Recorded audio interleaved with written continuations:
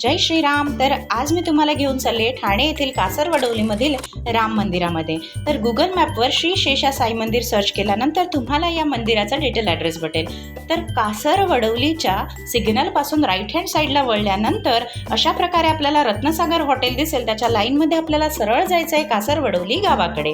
तर बाजार असल्या कारणानं इथे गर्दी होती. रस्त्याच्या एंडला पोहोचल्यानंतर आपल्याला जायचं आहे राईट हँड साईडच्या रस्त्याने, जिथे आहे गावदेवी मातेचं मंदिर, त्यानंतर अशा प्रकारे महिला मंडळ सभागृह आणि इथे आहे आपलं राम मंदिर.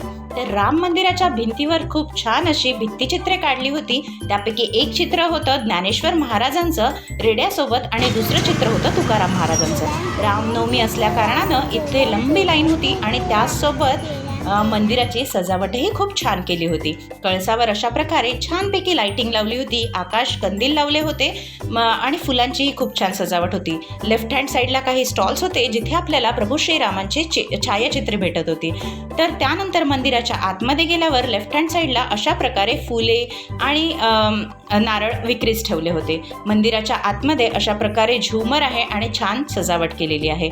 या मंदिरामध्ये सगळ्यात पहिले आहे प्रभू श्रीरामाचं मंदिर, महादेवाचं मंदिर आणि त्यानंतर आहे मारुतीरायाचं मंदिर.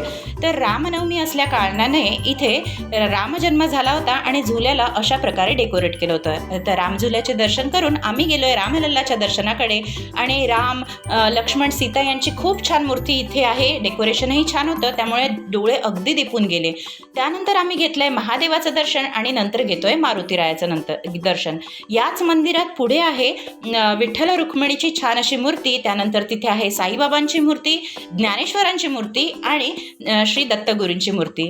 त्यानंतर पुढे आहे झोपलेल्या विष्णूची मूर्ती आणि इथे आहे विठ्ठलाची मूर्ती, जिथे लिहिलंय सुंदर ते ध्यान उभे विटेवरी.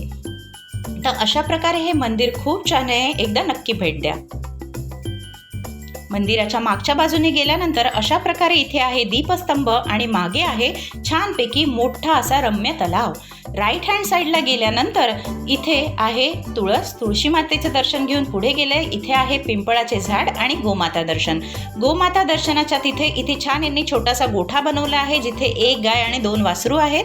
तर अशा प्रकारे तिथे चारा त्यांनी ठेवला होता आणि लहान मुले असे वासरांना खाऊ घालत होते. तर गोमातेचं दर्शन घेऊन आम्ही इथे आलो आहे तलावाच्या काठी थोड्या वेळ बसायला.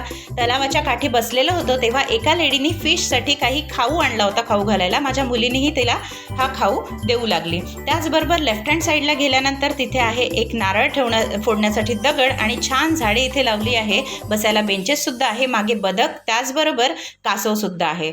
तर एकदा नक्की भेट द्या. जय श्रीराम.